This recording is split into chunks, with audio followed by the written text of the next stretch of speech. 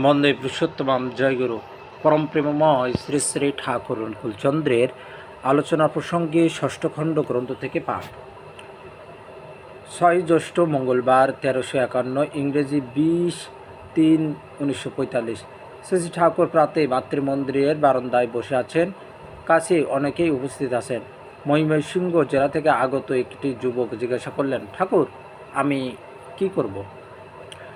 ময়মনসিংহ, আচ্ছা। শ্রী শ্রী ঠাকুর, তোর কি ভালো লাগে? যুবক, কি ভালো লাগে তা তো বুঝতে পারি না। ম্যাট্রিক পাস করার পর বাড়িতে বসে আছি। বাবা পড়াশোনা করতে বলছিলেন, তা ভালো লাগে না, তাই পড়িনি। আমরা বৈশ্য, জমাজমি ব্যবসা ইত্যাদি আছে। বাবা বলেন, না পড়িস তো ওইসব দেখ, ও কাজও মনে ধরে না। ওই পরিবেশের মধ্যে থাকলে মানুষ যেন দিন দিন পয়সা ছাড়া আর কিছু চেনে না। শ্রী ঠাকুর, পয়সা যদি তুমি সৎ ও স্বাধীনভাবে উপার্জন করো এবং ধর্মার্থে অর্থাৎ ইষ্ট কৃষ্টি ও পরিবেশের সেবায় সাধ্যমতো ব্যয় করতে কুণ্ঠিত না হও, তাহলে তাতে কিন্তু ভালোই মন্দ হয় না। বৈশ্যের ছেলে, পয়সা তো কামাই করাই লাগে। তোমরাই তো রসদদার, তোমরাই তো যোগানদার। তোমরা যদি উচ্ছল না হয়ে ওঠো তাহলে চলবে কেন? আর তা ইনস্টিংটিভ, সহজাত রকমে হওয়াই ভালো। লেখাপড়া শিখে বাপ বড় ভাইয়ের কাজকে কখনো ঘেন্না করতে নেই। তার মধ্যে যদি কৃষ্টি বিরোধী ধাঁচ ঢুকে থাকে, তা বরং রিফর্ম সংস্কার করা ভালো। বর্ণগত সৎ ও স্বাধীন বৃত্তিকে যারা শ্রদ্ধা করতে পারে না, তাদের কিন্তু গোলামি করা ছাড়া আর কোনো পথ থাকে না।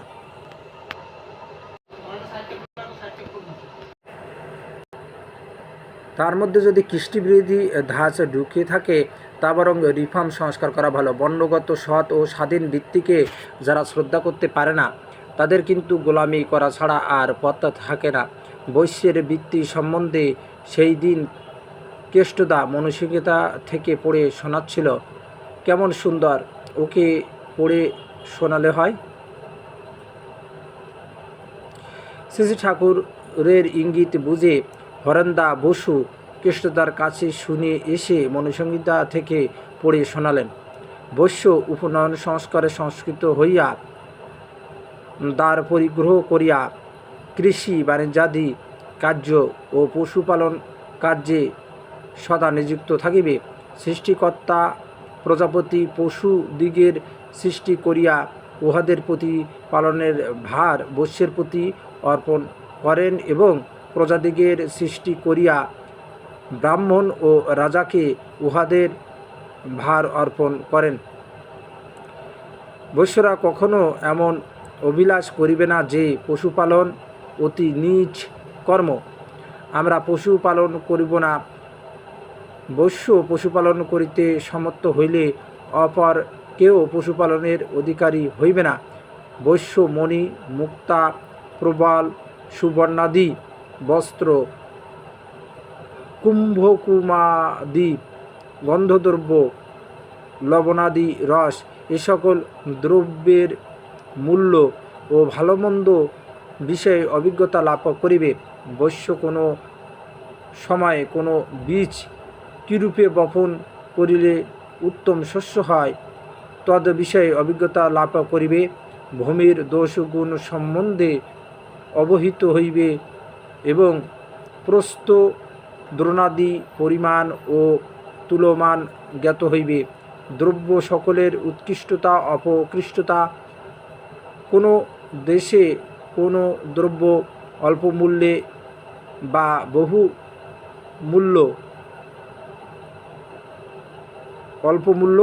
মূল্য এইরূপ দেশের গুণাগুণ, পণ্যদ্রব্যের লাভালাভ এবং পশুদিগের বর্ধন উপায় সকল বৈশ্য অবগত থাকিবে। ভিত্রদিগের পারিশ্রমিক, ভিন্ন দেশীয় লোকের ভিন্ন ভিন্ন ভাষা, দ্রব্য সকলের স্থাপন বিধি ও দ্রব্য সকলের পরস্পর মিশ্রণ বিষয়ক জ্ঞান এবং ক্রয় বিক্রয় সম্বন্ধে সমুদায় নিয়ম বৈশ্য পরিজ্ঞাত হইবে।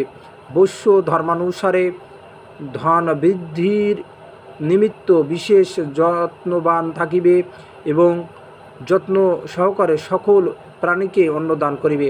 পড়া শেষ হয়ে গেলে শেষে ঠাকুর যুবকটির দিকে চেয়ে হেসে বললেন, তাহলে বোঝো ঠেলা, বৈশ্যের কাজ ঠিকমতো করতে গেলে কতখানি অল রাউন্ড এডুকেশান, সর্বতোমুখী শিক্ষা লাগে। সেই এডুকেশান শিক্ষা চাই, কালচার অনুশীলন চাই, যা যোগ্যতাকে ডেকে আনে, মানুষের কর্মশক্তি, চিন্তাশক্তি বা বুদ্ধিবৃত্তিকে বিশাল ও গভীর করে তোলে। এভাবে প্রস্তুত হয়ে টাকা সর্বস্ব না হয়ে যদি সেবা সর্বস্ব হতে পারো, তাহলে টাকা করা লাগবে না, টাকা আপনি এসে তোমার গায়ে গড়াবে। নারায়ণের সেবা যে করে, লক্ষ্মী তার পাছে পাছে ঘোরেন। যুবক, আজকাল ব্যবসায়ের মধ্যে অনেকখানি মিথ্যার আশ্রয় নিতে হয়। শ্রী ঠাকুর, যোগ্যতা না থাকলে স্যাঁচলামি করা ছাড়া আর উপায় কি? মাথা বাড়াতে হয়। কেমন করে তঞ্চকতা না করে প্রফিটেবলি লাভজনকভাবে ব্যবসায় করা যায়। পরিবেশ খারাপ থাকলে একলার পক্ষে কঠিন হয়, তাই যজন যাজন করা লাগে যাতে পরিবেশে ঠিক হয়। যজন যাজন ইষ্টভীতি বাদ দিয়ে যা করতে যাবে তাই তলা শূন্যি হয়ে যাবে। মানুষই মূল, মানুষ নিয়েই সব কারবার। তাই মানুষের উন্নতিকে অবহেলা করে যদি ব্যবসার উন্নতি করতে যাও, সে উন্নতি টেকসইও হবে না, তোমার ভোগেও লাগবে না। নগেন্দা বসু, ভোগে লাগবে না কেন?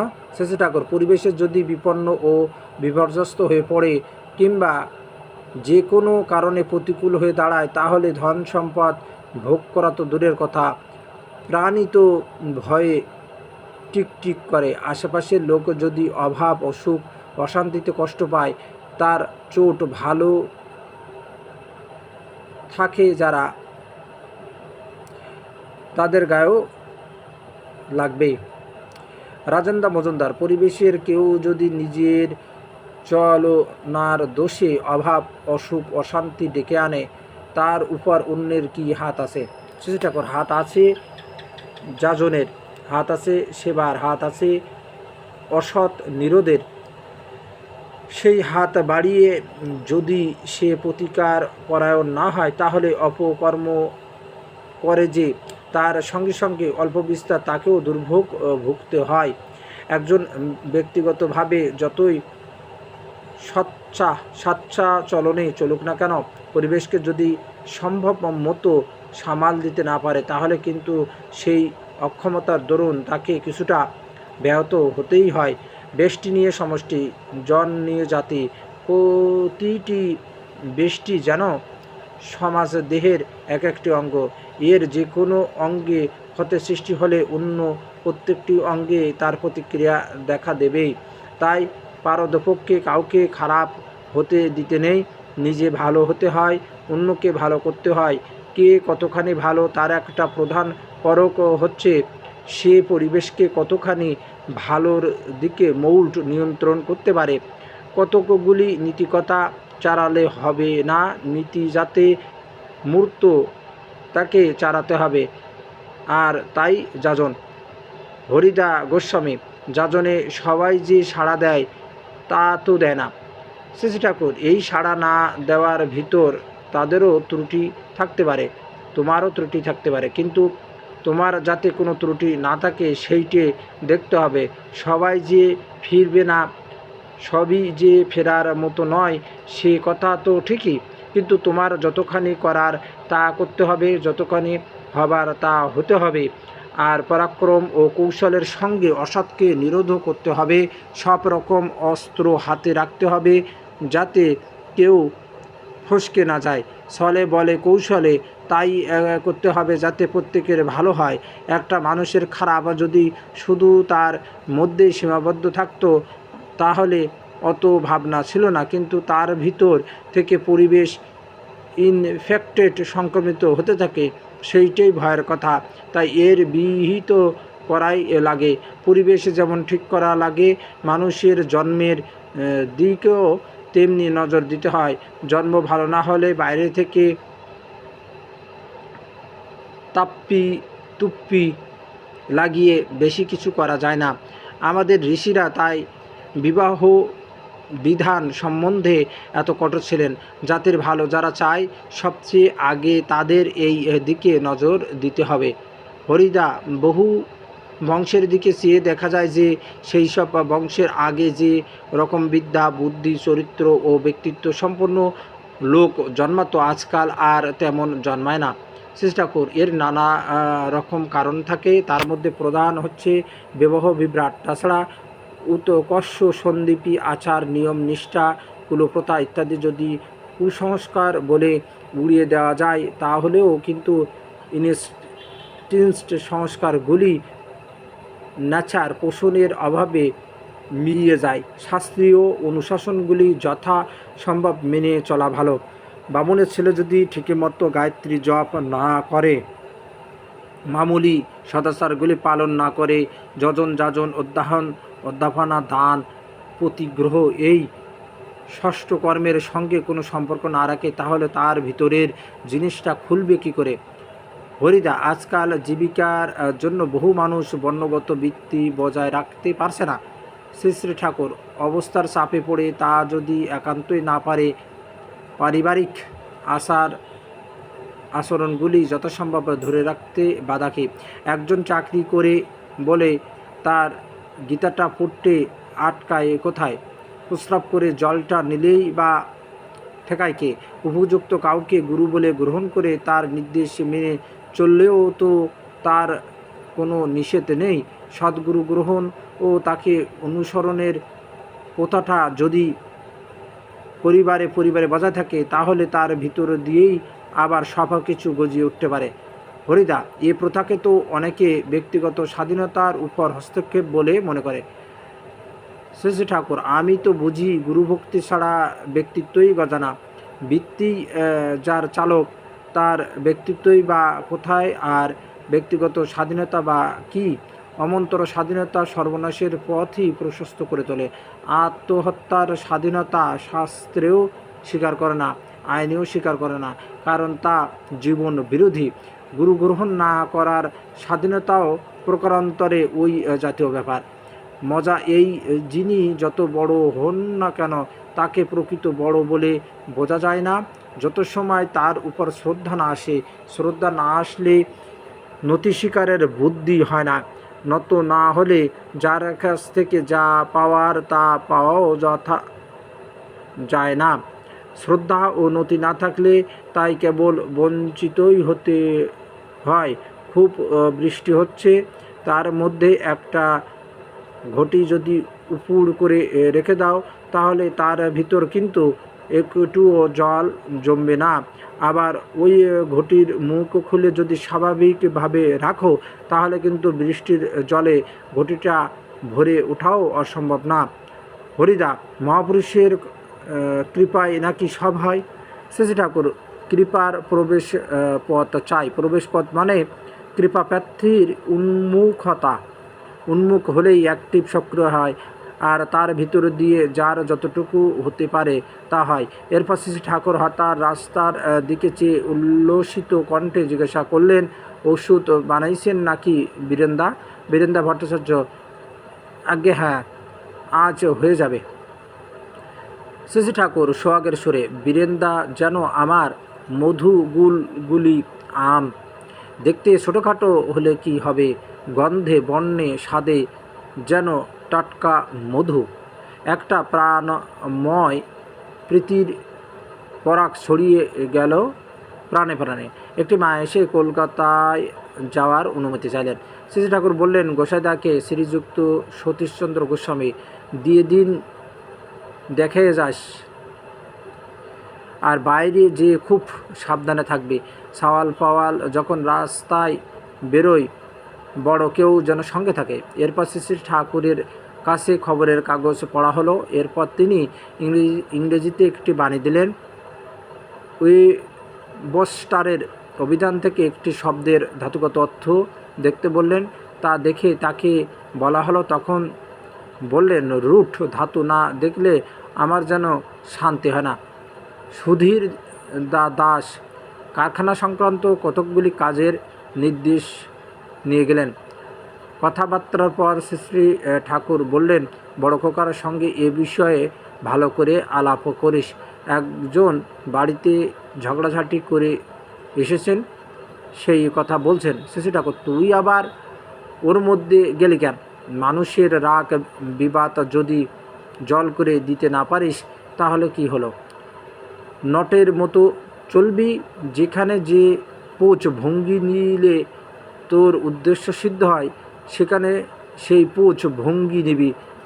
এমন তুকের উপর চলবি যে মানুষগুলিকে তোর ইচ্ছা মতো খেলাতে পারিস। হাসাতে চাইলে হাসাবি, কাঁদাতে চাইলে কাঁদাবি, কিন্তু সব সময় লক্ষ্য রাখবি কিসে মানুষের মঙ্গল হয়, ইষ্টত্ব আফরিত হয়। প্রবৃত্তিগুলি কিন্তু নিজের হাতে রাখা চাই, তা না হলে অন্যের প্রবৃত্তি ম্যানিপুলেট নিয়ন্ত্রণ করা যায় না। যত ভালো কথাই তোমার জানা থাক না কেন, তা যদি ব্যবহারে লাগাতে না পারো তাহলে কিন্তু ঠকে গেলে। দাদাটি বললেন, মনে মনে তো অনেকের কথা ভেবে রাখে, কিন্তু সময়কালে ঠিক থাকে না। শ্রী শ্রী ঠাকুর, একটা ভাব পাকা করে ফেল। ইষ্ট তোমার কি চান, তিনি কি হলে খুশি হন। প্রতিটি মুহূর্তে, প্রতিটি পদক্ষেপে ওই দৃষ্টিভঙ্গি থেকে যা করার করবে তা তোমার ভালো লাগুক বা নাই লাগুক। এরপর কলকাতা থেকে দুজন ভদ্রলোক আসলেন। তাদের বসতে দেওয়া হলো। বসার পর কথাবার্তা শুরু হলো। একজন জিজ্ঞাসা করলেন, আমাদের দেশে এত প্রফেট প্রেরিত পুরুষ আসলেন, তবু আমাদের দুর্দশা ঘোষে না কেন? শ্রী ঠাকুর, লাখ প্রফেট প্রেরিত পুরুষ ও আমাদের কিছু করতে পারেন না যদি আমরা তাদের স্বীকার না করি। স্বীকার করা মানে আপনার করা, তাদের চলন চরিত্র স্ব বৈশিষ্ট্য অনুযায়ী নিজেদের ভিতর মুক্ত করে তোলা। প্রশ্ন, সবাই স্বীকার না করলেও তো অনেকে স্বীকার করেন। শ্রী ঠাকুর, যারা স্বীকার করে তাদের দায়িত্ব হলো সবার ভিতর তাকে চালিয়ে দেওয়া। অনেকে মৌখিক স্বীকার করে কিন্তু চরিত্র অনুরঞ্জিত হয় না, তাতে তেমন কাজ হয় না, তবু তা মন্দের ভালো।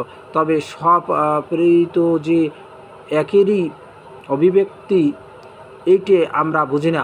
পরস্পর বিরোধী নানা সম্প্রদায় ও দলের সৃষ্টি করে তোলে। কিন্তু যত সম্প্রদায় থাক না কেন, সব সম্প্রদায় নানাভাবে একেরই উপাসক, তাই তাদের মধ্যে প্রীতি ছাড়া বিদ্বেষের স্থান নেই। আমাদের বুদ্ধির দোষে যে সব অজ্ঞতা ও ভুল ধারণা ছড়িয়ে গেছে তার নিরসন করা লাগে। অবতার পুরুষরা বলে যান একরকম, করে যান একরকম, ফলোয়ার অনুসারীরা তার মধ্যে বিকৃতি এনে ফেলে তার ভিতর দিয়ে অনেক গোলমালের সূত্রপাত হয়। তাদেরই নাম করে, তাদেরই ইচ্ছার বিরোধী কাজ চলতে থাকে। এটা ভালো না। যেমন সব মহাপুরুষের আচরণ ও বাণীর মধ্যেই পাওয়া যায় বৈশিষ্ট্যকে পালন পোষণ করে চলার কথা, কিন্তু তাদেরই দোহাই দিয়ে বৈশিষ্ট্যকে ভেঙে চুরে একাকার করা হয়। এর মতো মারাত্মক ভুল আর নেই। তারা কোন প্রসঙ্গে কোনো কথা বলেছেন তা আমরা ভালো করে ধরতে পারি না। আগামাথা বাদ দিয়ে আমাদের সুবিধামতো ব্যাখ্যা করি।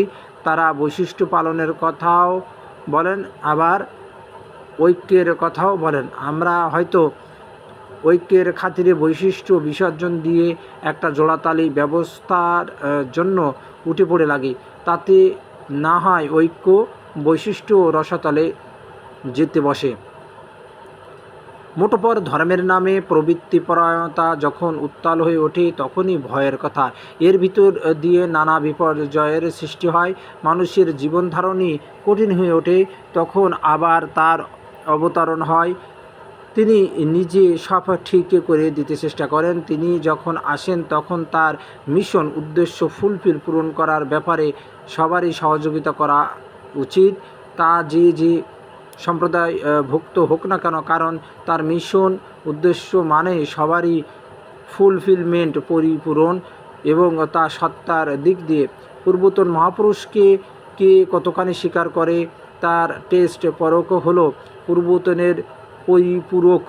বর্তমান মহাপুরুষ যদি কেউ থাকেন, তার প্রতি তার সক্রিয় আনতি কতখানি, তাতে সাবমিশন নতি না থাকলে তার মিশন উদ্দেশ্য ফুলফিল পূরণ করা যায় না।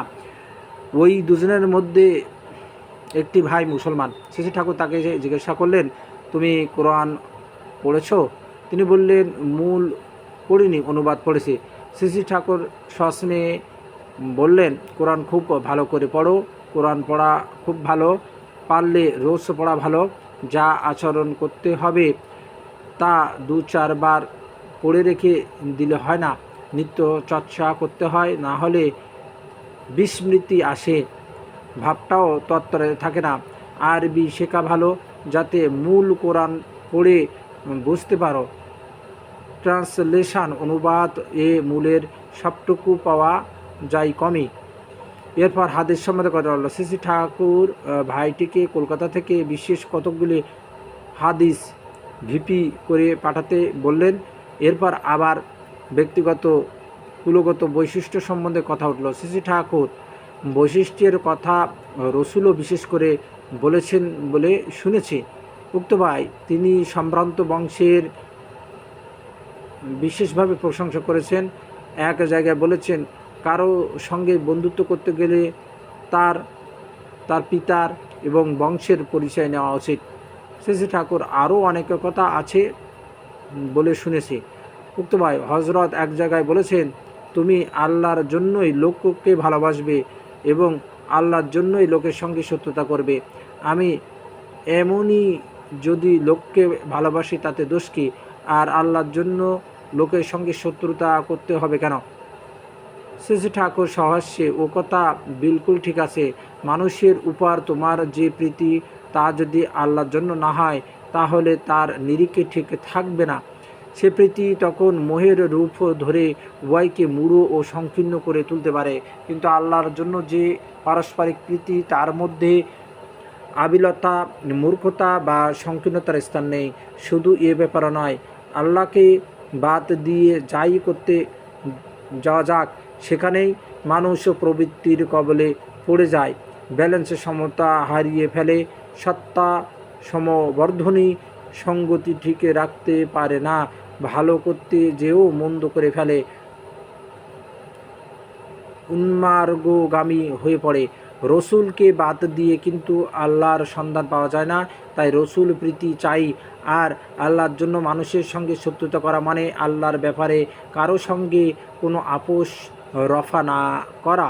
আল্লাহ বিরোধী যদি কেউ হয়, রসুল বিরোধী যদি কেউ হয়, ধর্মের বিরোধী যদি কেউ হয়, তাহলে গোজামিল দিয়ে তার সঙ্গে মিল করা চলবে না। ওই মিল করা মানে নিজের নিষ্ঠাকে পদদলিত করে চলা। হয় তাকে পরিবর্তন করতে হবে, নয় তার থেকে স্বতন্ত্র থাকতে হবে। অধর্মের বিরুদ্ধে ধর্মের জিহাদ চিরকালই। সৎ চাইব অথচ অসতের নিরোধ করব না, এ হয় না। তথাকথিত উদারতার থেকে নিষ্ঠার কঠোরতার ঢের ভালো। নচেৎ নিজেকে টিকিয়ে রাখাই কঠিন। ওতে আস্তে আস্তে মানুষ অন্যদিকে ঢলে পড়ে। তবে আমরা কারো সঙ্গে শত্রুতা করতে যাব না। ধর্মের সঙ্গে, অর্থাৎ সত্তা পোষণী ধৃতিচর্চার সঙ্গে শত্রুতা যাদের, তাদের আমরা চিনিয়ে রাখব এবং তারা যাতে ওই অপকর্ম করে অন্যকে বিপন্ন করতে না পারে সে বিষয়েও আমরা সজাগ ও সক্রিয় থাকবে। সঙ্গে সঙ্গে চেষ্টা করব তাদের যদি ফেরাতে পারি।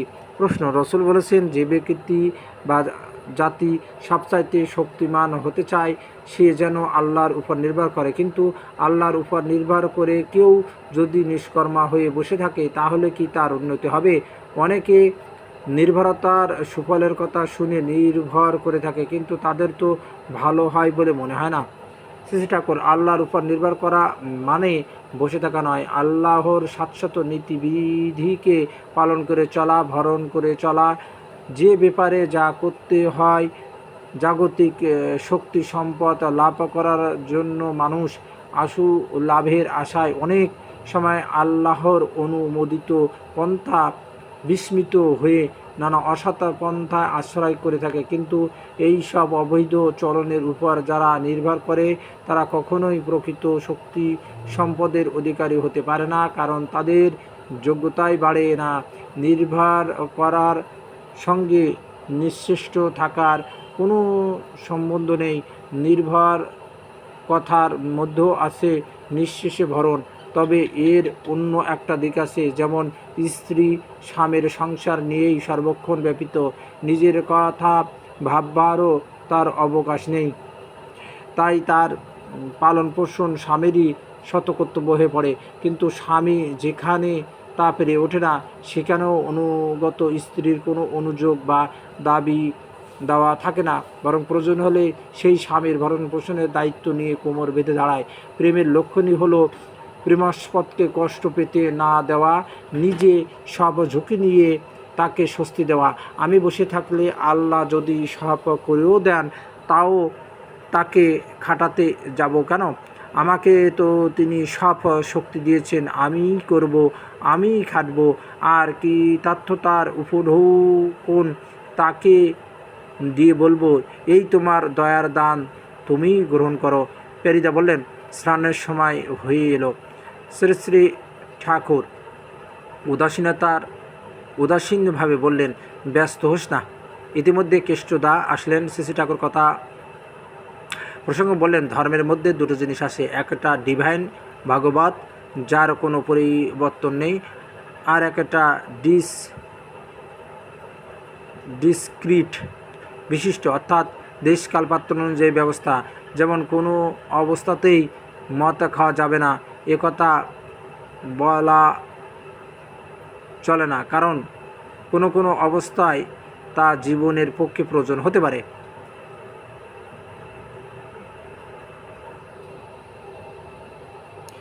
আমাদের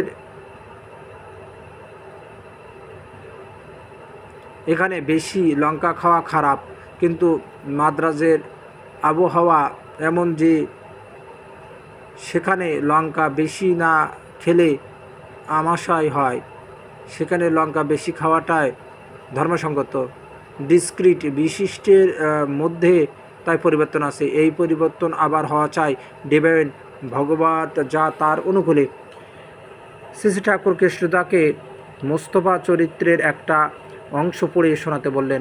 কৃষ্ণদা পড়লেন। পড়া শেষ হলে শ্রী ঠাকুর বললেন, কোথায় লাগে সাম্যবাদ এর কাছে? সমষ্টির উন্নতির সঙ্গে সঙ্গে ব্যক্তির বৈশিষ্ট্য অনুযায়ী প্রতিটি ব্যষ্টির উন্নতি একসঙ্গে বাধা, ধর্ম মানেই এমনতর। এরপর ওরা বিদায় নিলেন। বন্দে পুরুষোত্তমাম, বন্দে পুরুষোত্তমাম, বন্দে পুরুষোত্তমাম। জয় গুরু।